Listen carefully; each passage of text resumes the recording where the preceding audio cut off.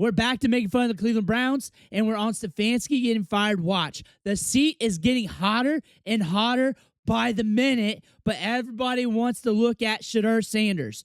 We're on Shedeur Sanders' watch, and we're also watching that little Hawaiian leprechaun throw them hospital balls. But news is running wild in the streets right now, and I caught a tidbit. I caught a little tidbit on Shedeur and Stefanski. And you got to hear this one out. It's going to really impact your perspective on this whole situation. Almost cuts it dry for you. But before we dig in, you need to click that subscribe button right now, because we're covering these quarterbacks every day. We're making fun of the Browns, what they're doing with these quarterbacks. It's been my side quest here for 2025. I got to keep you in the know. I got to keep you with them jokes. Keep you laughing about these quarterbacks, because it's all we can do here as we watch the Browns lose every single Sunday. Click that button. Stop missing out. Stay in the know. But if you want to know why Shedeur wasn't getting reps with the ones, while Gabriel was getting those reps as a backup, as the QB2, then you got to understand, because we got a clip here that I'm going to play that's going to let you know Stefanski did not want Shedeur and did not want Shedeur as the backup. Daryl, whose call do you think it was to make him the backup? That's a great question. I mean, Kevin Stefanski will tell you that it was his call, and he makes all of those decisions when it comes to personnel. But let's be honest about it. That's just not how the Cleveland Browns tend to operate, or that is not how they are perceived to operate. So I'm gonna say it was an organizational decision there, Lima. I think that covers my backside. Whether it was Kevin that made it, whether somebody else in the building. I don't think it's Kevin. I don't think it's. I know you're the reporter and I'm the opinionist, and I'm just going to come out and say it. I don't believe anybody if they say it was Kevin Stefanski's call. I will say this, Ken. There have been. I'll grant you this. I firmly believe that there have been decisions made during Kevin Stefanski's tenure as head coach, which goes back to 2020. That he disagreed with, that he did not make, and whatnot. Again, because this is how the Cleveland Browns tend to operate. Daryl Ryder, brought to you by Scheib & Jewelers, Cleveland's premier jewelry store. If you're Kevin, do you even want to be here? I'm sorry. Because, again, the coach of the year stuff, and it's like, well, we just take away power, and you just have to deal with it if you're Kevin Stefanski. Yeah, there's just no way. Hey, we haven't I know we were just all arguing about reps, and I agree with you, Daryl. I'm on your side in this, but there's just no way. There's no way you would have said, Shedeur's definitely the backup quarterback, and we're gonna, You brought in Bailey Zappi for a reason, so somebody somewhere made a decision that have had ramifications on this, because again, you're putting him in an offense that he doesn't really know. And I keep going back to that report that came out a month ago about how they wanted to get him ready with a week of practice with the ones and with everybody before they were going to ever play him, before they would start him. His first playing time was going to be a start. Which, by the way, that made sense, because that's how you do. Shedeur didn't look good. We're not surprised. We're not surprised about that. I called that out on Saturday. I called that out prior, that they were going to mess with him and mess him up. I've said this, like, hey, we kind of want him to have some time with some practice with the ones going into his first ever start. I've said this for weeks. I'm not surprised. I'm not surprised what we saw. I'll be the first one to admit it. Yeah, the kid looked awful. He looked terrible. But whose fault is that? The guy's one play away and you're not prepping him? How is that possible? I don't know. What I think happened yesterday is, I think two things. Number one, Shedeur showed everybody he's got a long way to go. A lot of work. He's not going to get the work here in Cleveland. And number two, this coaching staff, you can give a goodbye. Goodbye. How'd the 4th and 1 work out? Gabriel got first-team reps as a backup. He was primed. Shedeur wasn't. Like, not at all. Not even in training camp. Not even a look. Not even a breath. Not nothing. We have the receipts on that from training camp, minicamp, rookie camp, OTAs. It's on the channel. It's on wax. Because it's the Browns, they never give anybody time. They don't have any time because, as you said, well, it's not a developmental league. And you're right, and a lot of people are right. But again, when they use the term, you have to remember, guys, you are talking about the Browns. They are different from anything else we ever talk about in professional sports, let alone the NFL. So it's not a developmental league. They use the term developmental. It's a situation where you don't have guys taking first-team reps that are backups. Luke McCown's come out and said it, and Kurt Warner's come out and said it. And I'm sure that Bobby Lane would come out and say it if he were alive, which would be a hell of a thing if all the things that he were to say if he were alive were that. Otto Graham probably would say it if he came back. But the difference is you already gave a backup first-team reps. And so you've opened up Pandora's box for criticism. That's what you've done. So now I have to hold you accountable for the things you already did. The problem is when you've done things that are nonsensical, it doesn't even make sense to hold you accountable. That's my issue. Kenny's getting worked up. Don't you see what's going on here? Yeah, I called it out in training camp, Ken. Thanks for finally getting on the program. We called this all out like 18 weeks ago. It was ridiculous. I have to look. The whole thing was ridiculous. We're all yelling at each other for a football team that doesn't know what the hell it's doing. We're all getting mad at each other and sending each other nasty tweets and nasty messages and nasty emails and sending nasty calls and text messages and cussing each other out for a team that doesn't know what it's doing. They don't know what they're doing. I don't know if they ever knew what they were doing. So the only way we're ever going to fix this is if they luck into it, which I pray to God that there will be luck. That's the only way this is getting fixed. No. Don't you guys get it? Don't you get it? We're tearing each other apart. They don't make any sense. They don't do anything that's sensical. They don't. You see that? Yeah. You see that? I was going to come over the table at you earlier in the show. They don't. It's what they do to us. Yes. We'll develop him. Who's your quarterback that you have ahead of him? Joe Flacco and Kenny Pickett. Yeah, good luck developing. He's going right to the front of the line. We've seen little to no development because this is an organization, this is a coaching staff that's not interested in developing these quarterbacks until their back is against the wall. Gabriel, Shedeur, they're not interested in that. They're interested to getting through Sunday, and hopefully they accidentally win the game. That is their goal here. The way the Browns handled Shedeur Sanders is exactly why he looked like what he looked like yesterday. Is part of it his fault? Sure. He played awful. Shedeur holds on to the ball too long. Well, guess what? That's what he does poorly. He also throws the ball better than Gabriel. Okay, he does. And by the way, he was also a catch away from tying that game for as bad as he looked. A couple of things. He's a neglected player. You bury the kid on your depth chart, and you don't give him any reps, and then if you know what he's doing wrong, it's called coaching. You got to coach him not to take the sacks. You got to coach him to be able to throw the ball away. The problem is, kid didn't get any reps. He admitted the first time he threw a ball to Jerry Jeudy was yesterday at the stadium. If they opened up the competition in training camp between Gabriel and Shedeur, or even with all four quarterbacks, it's kind of like they were out there getting reps, seeing what they got, instead of just pushing the development of these players, pushing and maximizing what they can get out of everybody here. If they did that and weren't lazy about development, we would be in a different spot. Well, I would probably blame it on the lack of opportunity that Shedeur Sanders was given to work with the first-team offense, because I think what we saw yesterday was a glimmer of hope.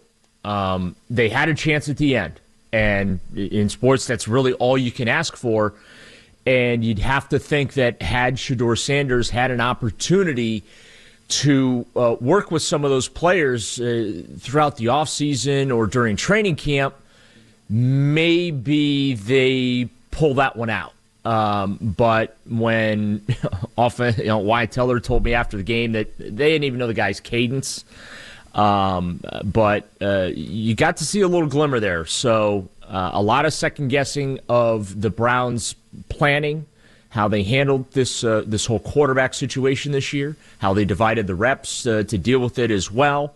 But what else is new? I mean, this is what the Browns do. They're constantly stubbing their toe when it comes to quarterback preparation. And you would think that an organization that has gone through now 41 starters, and if Shedeur has to play Sunday in Vegas, that'd be 42, you would think that they would always plan for eventualities. And it is clear they did not plan for the eventuality that something might happen to an undersized quarterback in Dillon Gabriel in the game, and you're going to have to go to your 5th-round pick. Might want to get that guy up. You got to understand, Shedeur almost won that game. He was an inch away. Sure, it started off rough, and it was awful. It wasn't great. Sure, whatever you want to say. But that drive, he made some plays. Dillon Gabriel can't. He pushed it downfield. They were an inch away from winning that game. He started getting calm. He started getting chill. You could just tell he was slowly gaining confidence, The first drive got his feet wet, and, after that, he was just getting more and more confident, throwing some better balls, giving people more chances. Like I said, we all got to be better in some areas for him. It's tough. I don't think we need to say anything to Shedeur. He know what it is. He got a strong head on his shoulders. He understands the bounce back is only one play. We got when that was in the third quarter. We got a whole quarter left. So you just got to keep playing. Mistakes happen. Every play not gonna be perfect. Just keep going. And the Ravens smelt blood in the water once they brought him in. They knew he wasn't getting prepped with the ones. He knew he wasn't getting that. We knew that. We said that on Saturday. I told you this on Saturday. I primed you up for this. I got you ready. I got you more prepared for Shedeur than Shedeur got prepared for that game. A quarterback like that comes in without much film, because Kyle got a good hit on him on that second series, which kind of rattled him a little bit and led to the interception. Does it just keep playing your game? Yeah, we didn't have enough to say we played. You practice your game plan, and the game plan was going to be good for their offensive system, what they're doing. They're not going to change that. They're not going to change who they are. You don't know how the quarterback's going to look exactly, but you just got to kind of take care of your own business. There wasn't enough to make an assessment here on Shedeur. That's the one thing. You can't say good or bad from those few reps. You just can't. There's not enough. You can't be in the middle in this world anymore. You can't be in the middle where everybody wants to say someone's good or bad. Do you think Gabriel starts Sunday? No. Okay.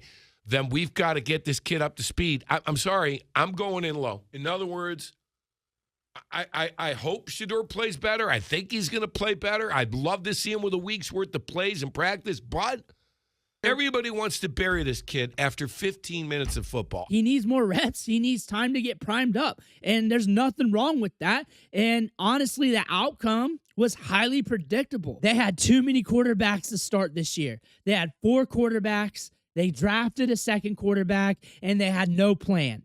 They had no plan to assess these quarterbacks, no plan for development. They had no clue what they were doing here. They were just going into the offseason, going into minicamp, rookie camp, OTAs, training camp, and just seeing what they got instead of planning. It's an amateurish organization. The way they have handled the quarterbacks from the moment they drafted Shedeur, they were all doomed to get fired because of it. And that's what's going to happen, because it has descended into a blank show, really. It's an embarrassment to the rest of the guys who are playing their hearts out that they're left with that most important position. I've never seen it mishandled worse than what we're seeing. They were just seeing what's going to happen with these quarterbacks. They were seeing what's going to happen. Stefanski didn't want Shedeur. That's what we got with the first clip. I'll play it again. So I'm gonna say it was an organizational decision there, Lima. I think that covers my backside. Whether it was Kevin that made it, whether somebody else in the building. I don't think it's Kevin. I don't think it's. I know you're the. He didn't want Shedeur. He didn't want him. Everything makes sense. That was told, and you got to read through the tea leaves of what was said there. And he didn't want him as a backup. However, this was a quarterback projected to be a first rounder. Falls to you in the 5th. They didn't want to make that pick. I was a Haslam guy. That's a Haslam guy. Go to the picture where he's with his kids, I believe, nephews or whoever. Shedeur jerseys. Shedeur jerseys. That was a Haslam move. That was an upper man. That's probably over Barry move. That's the thing about that. That's the thing about that. And there might be a rift between that. There might be a rift. Like, I ain't doing it because you're trying to force me to. I'm going to do what's in my interest and what I want to do. I don't even know if Stefanski wants to be here. I don't know if he wants to be here. And when you think about this, he better go to a new team. I've said this before. He better go to a new team here that doesn't have a young quarterback. Because he ain't here to develop. He's here to plan for the week, get through the week, and try to win the game. But he ain't here to get better for the long term and develop his players, especially at the quarterback position. He has no interest in it. He didn't even show that much interest in Gabriel. He showed some. He showed more than Shedeur. That's their guy for whatever reason. Do I agree with it? I don't. But poor Gabriel. Poor Gabriel being thrusted in this position, being overvaluated, or however you want to state, and drafted in top 100 when no one had that pegged, and being forced in here. And like we said, we predicted this whole thing. We predicted this whole shebang here. Shedeur getting messed with. We said, hey, they need more competition. They didn't. We were seeing what was going on with Gabriel. We're like, we're going to get this kid hurt here. They're going to get this kid hurt. He got hurt. Did not take more than, 6 starts? He got hurt. It looked like he was going to end up getting hurt the way he's been playing. And they needed to make the change. That's one of the reasons why they needed to make the change. He was playing so bad that he was going to get hurt, and he got hurt. Like, he was playing that bad. Here we go. See, he was playing that bad, and it's like this every day in practice. Every day in practice. And it did not open up the competition. There was no development here. That is the clue. And it's not about Shedeur good or bad. It's not about that. It's about cleaning house. It's about cleaning house. Both these quarterbacks could be messed up for their whole career. That's how bad it is. This is a not-for-long league. This is a league where they don't develop players. This is a league where they don't, give you all the chances in the world. You don't have many more chances after a game like that. However, you're going to have some, but now the deck is stacked against you a little bit. That's what we were saying going into camp. As I said, the odds were stacked against him because the Browns are going to be the Browns. He's going to have to fight his way up this depth chart. He's going to be messed with more in this organization, and that's why. And then you're going to be thrusted like this. And then that's going to happen. I did not know this way. I did not know Stefanski was going to be this type of a stick in the mud, but we got here. And I can't believe, I predicted a lot of this. I predicted Gabriel getting hurt. Mentioned that a few times. That was one of the reasons why we needed to make that switch. I didn't want to see the kid get hurt. I didn't want to see that happen. But the way things were running, it's evident something bad was going to happen. And then you're looking at him being thrusted out there, and you just see him as a wallflower in practice. An hour will go by, not getting work in 11 versus 11s, just watching, and then he's thrusted out there for a series and a half, and that's it. Practice done. That's it. And that was a lot of times in training camp. And everybody's making it, he's not getting reps with the ones. He's not getting reps. No, it's more than that. That's the tip of the iceberg. There's more than this. And the reason why this is starting to combust here on the internet is because a lot of people will know or speculate that there's more than this, but just people are just now digging into this, are realizing he's just getting reps with one. Is it a big deal? Is it not? Is it this? Is it that? But there's really more to it. And we're on Stefanski getting fired. Watch. We're also going to see this organization clean house. Maybe this off season. Maybe they're going to be slow to move. Maybe Mary Kay's right on that. Maybe. But let me know what you think in the comments below. I want to hear about that. Make sure you hit that subscribe button on the way out. One thing for watching. Catch you on the next video.